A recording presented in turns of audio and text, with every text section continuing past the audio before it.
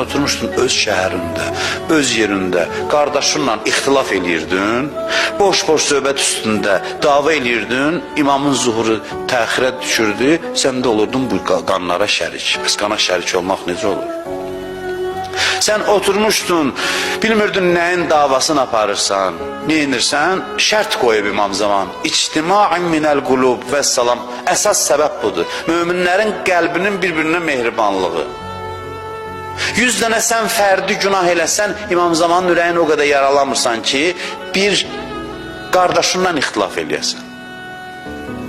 Heç nə bu qədər deyil. Çünki mövzunu bu həll eləyir. Mövzunu bu həll eləyir. Zuhur mövzusu buna bağlıdır. Bu həll olsa düzələcək.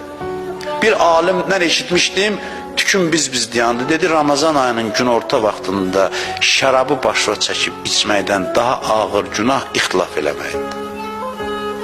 İndi get, bax, məsələyə, vəziyyətə bax. Bir zaman namaz qılanda göylərdə mələklər deyirdi, əhsən, filan kəslər namaz qılır. İndi də keçdi o dövran. Da bitdi də, da bildi. İndi yox. İndi deyirlər, gəl bura görüm namaz qılan, gəl bura görüm. Gəl bura görüm, nə üçün gəlmirsən, nə inirsən, nə haldasan. Sən neçə dəfə Kərbəlada oldun, neçə dəfə həccə getdin, sən neçə dəfə İmam Hüseyn məclisində oldun, neçə dənə Ramazan ayını yola saldın, nə oldu sənə bəs? Niyə sən bu qədər, sənə bu qədər enerji verdi? Mən verdim Allah, bu qədər sənə enerji verdi, niyə görə aləmi nura qərq eləmədin bəs? Niyə eləmədin?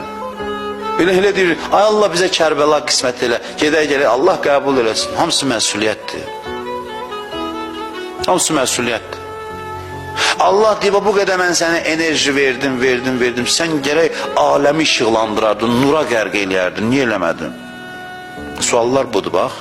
İndiki zamanın sualları. Dönə-dönə üzr istəyirəm. Allah qonağıdır məni dinləyənlər. Elə bilməsinlər mən xətirlərinə dəyirəm. Amma bəsdir da.